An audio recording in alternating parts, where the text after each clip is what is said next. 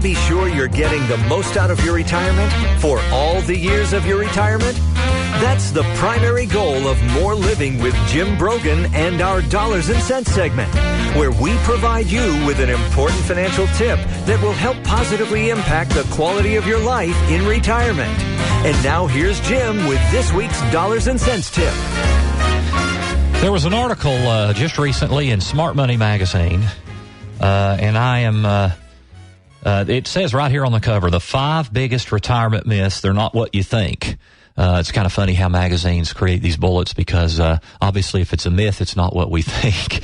But it's a good article. I don't know that I agree with everything in here, but there's some good framework here. So let's talk about these myths.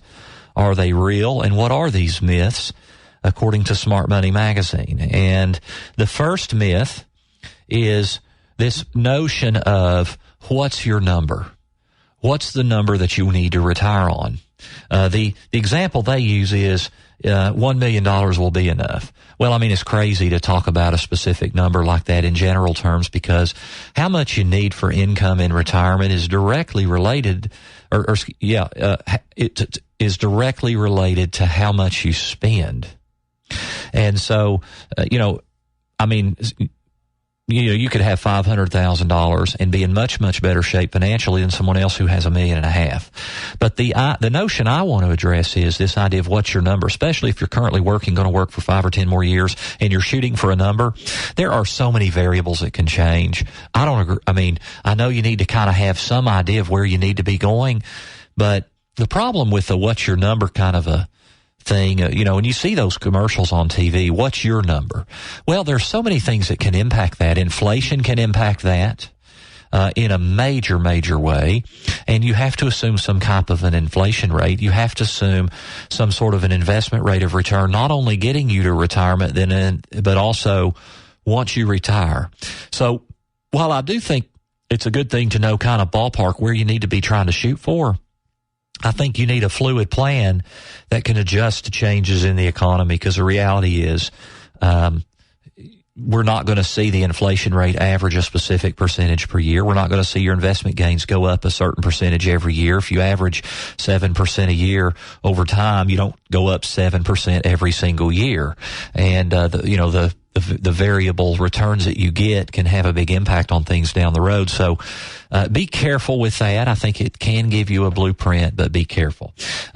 Myth number 2, you'll spend less when you're older. This is a big myth for the most part. Now, if you have a very high income, a healthy 6-figure income, chances are you're going to need less income when you're retired, but this is not what it said. It said you'll spend less. It didn't say you'll earn less. It said you'll spend less. Keep in mind, if you're working, you very well may have large amounts being deducted from your check going into your 401k. You very well may have a mortgage that'll be fully paid when you retire. Think about how much you're really going to need to spend on daily living expenses, travel expenses. Yeah, you won't be having some of the same costs, but you might be traveling more. You might be investing in grandchildren's education funds. The reality is your income need does not necessarily drop all that much. It does drop probably some, but probably not a whole lot. So that's something of a myth. Myth number 3, older people need more bonds. Now, this is the one area where I don't love the way they refer to this because they break everything down as stocks and bonds. But I think the notion of, the way I like to put it is, you need safe money investments, which are investments that have guarantees of principal in the future.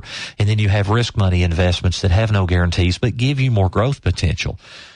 Most people need a decent amount in both of those buckets.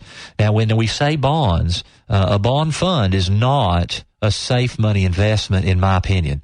There is no guarantee of principal. And one thing we have to be really careful about with traditional U.S. bonds is we are at the tail end of a 30-year bull market in bonds, probably very much on a bull market, on a bubble. Because when interest rates go up, bond values go down. Now, when interest rates go down, bond values go up. But what have interest rates done the last 30 years? In 1981, you could get a 1-year CD for over 15%. Now they pay 0.5%. You could get one if you're lucky, if you really look. So we've seen a historic bull market in bonds. What follows historic bull markets? Historic bear markets. We also know that the best way to fight inflation is with a diversified investment portfolio. Unfortunately, most in the industry don't use that word properly when we say diversification or diversify and balance. But you do need some risk money in that risk money bucket. Most people do for long-term growth. You know, if you're a couple in your early 60s, you have a 50-50 likelihood that one of you is going to live into your 90s. Okay. Now, yes, when you're 80, you will start slowing your spending down when you get into your late 70s and 80s because you won't want to do as much. But you do need to be worried about what things are going to cost when you're 85 or when you're 87 or 88 even, because again, 50-50 likelihood that one of you in a married couple is going to live into your 90s if you're in your early 60s currently.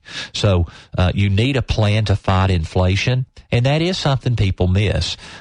You know, I read these things in magazines and media and things like that, and the reality is when people come into my office and I look at portfolios, most people have more risk than they really need. So, you know, it's kind of one thing for this magazine to say it's a myth that you need more money in bonds or fixed income. The reality is when people come into my office, most people are taking a lot more risk with their life savings than they realize. And when I show them the risk that they're actually taking, it's really pretty eye-opening when you look at the balance of how much is actually at risk versus safe. And of that money that's at risk, how correlated is it to the U.S. stock market? In other words, most portfolios that I see, I mean, they pretty much move with the market. They may move slightly slower, but they pretty much move in tandem with the market, which basically means that you're betting on a healthy stock market the next 8 or 10 years to be successful. Well, I don't want you to bet on the market. And so the way you do that is have more things in your portfolio that don't necessarily move all together, like with stocks. So if one zigs, maybe another zags. And that point is made in the article about having more type stuff like that, you know, they don't move together. But you do need more balance, more than likely, of both safe money and risk money. There are some scenarios where people maybe not need any risk money, but most people do need some. Myth number 4, your money lasts longer if you move. And the idea here is a lot of people want to move to a friendlier tax environment for income taxes. Tennessee is one of those areas because we don't have earned income taxes we just discussed with Senator Woodson.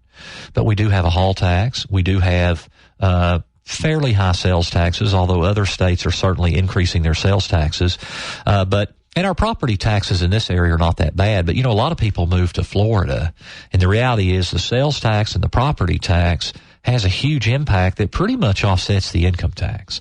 So the notion here in this myth is you may move to a tax-friendlier state for income taxes, but when you add up all the other taxes, it may not be as friendly as you think. I think Tennessee is one of the most friendly tax states in the country.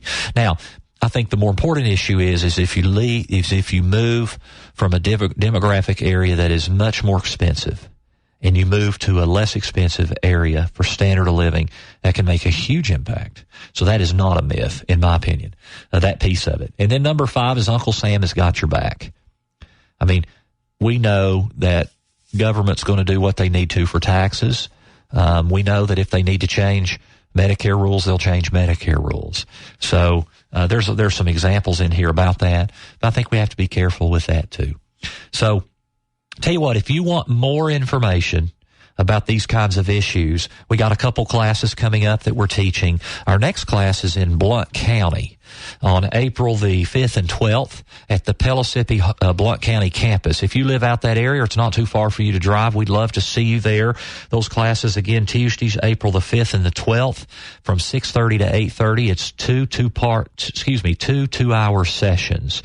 You can get more at BroganFinancial.com. You can also call Pellissippi State at 539-7167. Then, of course, I'm having my class at the University of Tennessee at the Downtown Conference Center. They've got free parking in a garage right across the street.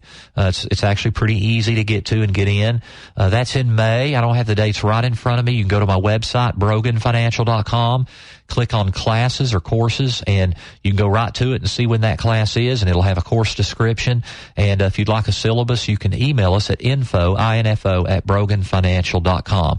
But those are the 5 myths, greatest myths of retirement, according to Smart Money, which are mostly on track. I think there's a couple of changes I'd make, but hopefully that gives you a good overview of some myths that you may think as you're preparing for retirement. And that's our Dollars and Cents segment for this week. You can find this week's Dollars and Cents segment and others by visiting broganfinancial.com.